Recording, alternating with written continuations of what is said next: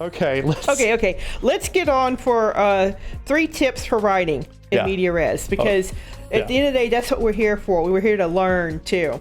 Right. So we're going to go through those tips. Okay. So these are 3 tips. Did read through it, loved it. And I am going to back this up as someone who writes a lot. This is the 3 best ways to start within a media res opening. Just go ahead. So you begin with the middle. Yeah. So choose that climactic moment. So the bad guy is the final boss. The hero is going to go face the final boss, like in what Lunchbox said. Yeah. Everyone's dead. This is the climactic final battle. And they start right in the middle of it. Like start right in the middle of it. Yeah. Don't start at the beginning of the scene. A game that I don't think did it as well as it could have was Luffy and the Fortress of Doom. Now, I love that game. I did. Yeah. But I felt that it would have been stronger if they would have started it right at the end of the dungeon, when you're basically walking up to go fight the Sinistrals and you're walking right past their statues. I think that would have been stronger. Yeah. Still good, but could have been better. So start in the middle, right in the middle of that climax, just that moment in which all hell. Now, it doesn't have to be the ending of your story. Just the climax of the scene. Right. Yeah. Inject your backstory. This is the important one. Well, they're all important, but this is the one that a lot of people do too much or too little. When we're saying inject your backstory, put the crumbs in there. Don't have the villain monologue and give the entire plot.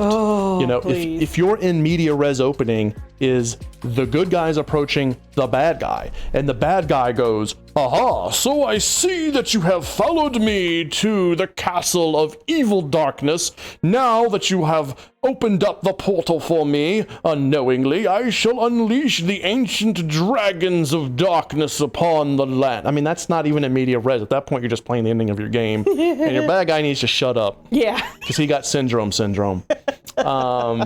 So don't do that, but inject your backstory and things like, switches in POV, flashbacks, dialogue, whatnot. Give them just enough to hunger. Yeah, no 30-minute monologue. Please don't. But you want to inject just enough crumbs into the backstory that the player is going, wait, I don't have enough context, but I want to know more. I want to know more. And then the last one, really important, make it urgent. Yes. You need to open your scene with a crucial high stakes moment. High stakes. Yeah. For the main characters, integral to the plot. And here's the thing, high stakes, okay? Like you're about to get shot in the head by Benny. Right. People don't understand what high stakes mean. Yeah. They automatically want to ramp that up to the highest possible level, meaning that it's the highest stakes the character could ever pay, which is, Batman having to choose between Robin and Catwoman. Superman having to either stop Lex Luthor or save Lois Lane. It doesn't have to be that high of a level. No, it doesn't. But it has to be a high level stake. Something where if the main character fails, they are going to lose something. A person, a place, a thing, an ideal, something. They're going to lose, they lose the bad guy. They'll never catch him. Something that they are going to feel the loss if they fail. The try, fail, success cycle. And that's why, I say, choose that high stakes moment where it's important enough that when you deal with the crumbs, the player's going, okay, so now my main character is in a situation where if they fail, something bad is going to happen. And I know from a piece of dialogue here, something that someone's holding there, a background piece of artwork over there, like the sky is a tempest or some BS. I now know enough to know some shit's gonna go down if the main character screws up. And then you can either flash back to the main sequence, or you could have it be the prologue where this is the hero and they fail to beat the final boss. And then the full game starts and you're playing the main character's son or something, child. And okay, now you have to fix the fact that your father failed. Whatever you're gonna do. Well, KB says there's a book series called the Time Travel Trio. Okay. That uses in media res pretty extensively for its openings. Who wrote it? Yeah. Who's the author of Time Travel Trio? And if you have a link to it on Amazon or whatnot, shoot it up, or Wikipedia. We can do Wikipedia. Yeah. And a Lunchbox needs to hire someone for names. I make names all the time.